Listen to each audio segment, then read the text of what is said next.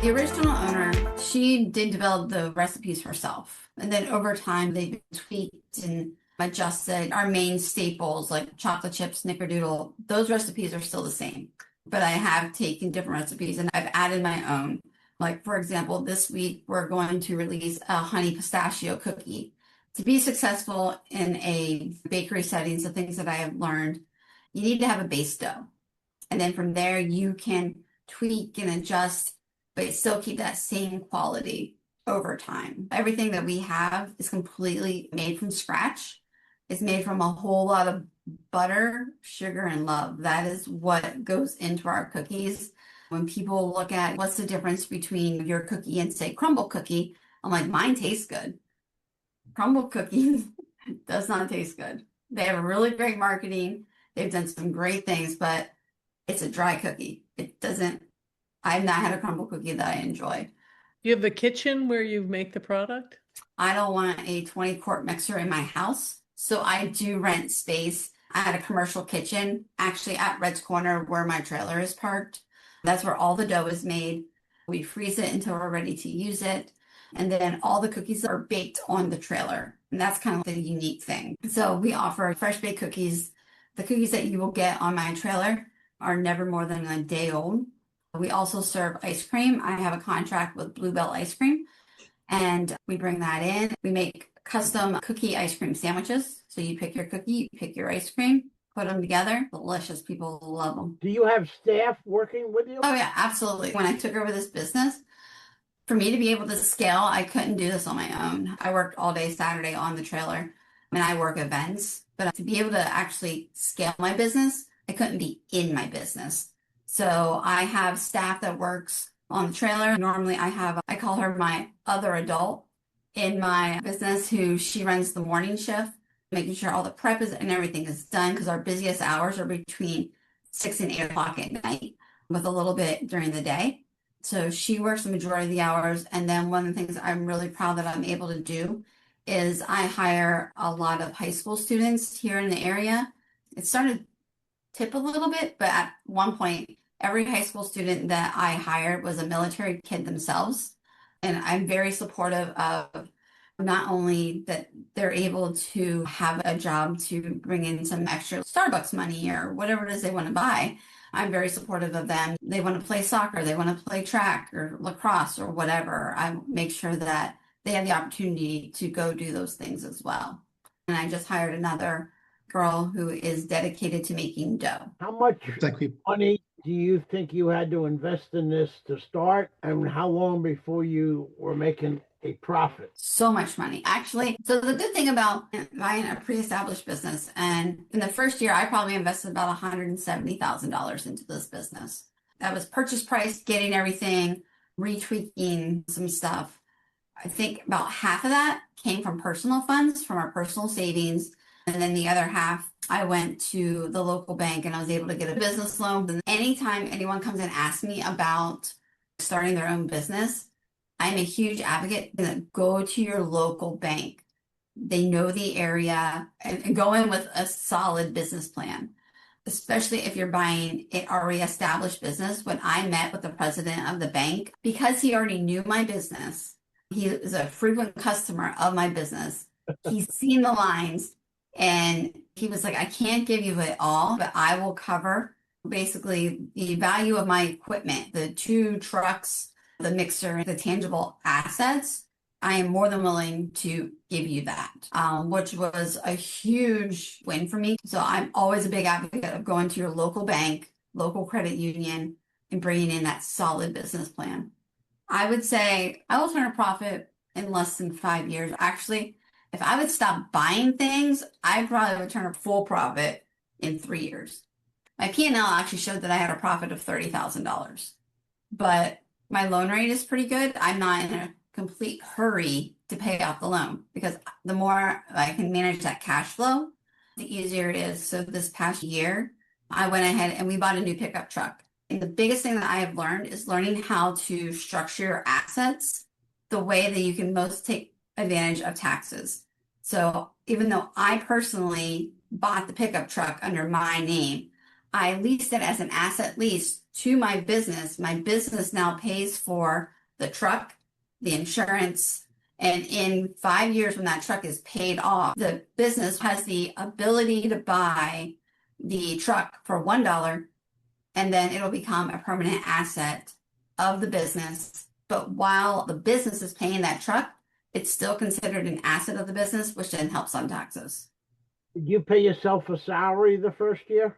Yep, I did. I'm not structured as an LLC. I'm structured as an S-corp. It was a very deliberate decision to go ahead and start as an S-corp. When I sat down with my attorney and purchased everything, we did up all the documents. He was like, if you're already going to be running payroll, you might as well go ahead. If you were having employees, you might as well be an S corporation. My CPA agreed because you can take advantage of a lot more tax savings, but you do need to make sure you pay yourself something. And it has to be a reasonable salary. I think I pay like $20,000 a year, $25,000 a year or something. But that's considered reasonable considering all of my employees beside myself are part-time. So at the end of the year, I'm still making more than my employees. In the military, I was a comptroller, numbers person. How did you run those numbers at the beginning? I know it was quite an investment, but what went into that calculation for you? The first thing that I did was I did a lot of market research, and not just market research of food trucks, but of the product in which I am offering. Who else within the Southern Pines area is offering fresh baked cookies? Yeah, there's bakeries. You have Harris Teeter and Walmart and the grocery stores where you can get cookies. But who is offering the product that I am offering? And really, it was very low. Since then, there's been another competitor that's come onto the market. But at that time, I was a unicorn out there. I had a little bit of a head start because I was able to see the P&L from the years past. She gave me her P&L and I went and saw, okay. And you just have to do your research on how much does a food truck cost to build it brand new? How much does it cost to order ice cream? You really have to dig into every single thing that you're looking to purchase, and then also figuring out your product and then figure out everything that you have to purchase to make that product. And then look at how much you have to charge for that product to be able to cover those costs plus make a profit at the end of the day. And it takes a long time. The good thing is, and I didn't use ChatGPT was just really starting. I now have business operations meetings with ChatGPT on the regular. You can type into ChatGPT, ask all the questions, and it will give you a market analysis of food trucks in the Washington, D.C. area. The other thing that I would look at if I was going to the D.C. area is finding out where you can park. Because I was very fortunate that I had this contract that I knew from being in the local area. I knew that this was a very busy spot. I knew it would get busy on Friday, Saturday, Sundays. So you want to make sure that you're in a location to be able to maximize your profit. Because in the Raleigh area, you can't go 10 feet without seeing a taco truck at a gas station. At the end of the day, what is it that you want to do with your particular food truck? Do you want to become the next Taco Bell that everyone knows your stuff? Or do you want to be the best taco truck on the corner of First and Broad Street? I mean, digging into numbers is actually really hard. I would start market research. I would start with ChatGPT is a huge tool to do that. And also the Small Business Association, the VBOC, is it Veterans Something Business Center? Through the Small Business Association can also help you with pulling market research numbers. The Boots to Business program is also good with giving you some of those kind of formulas.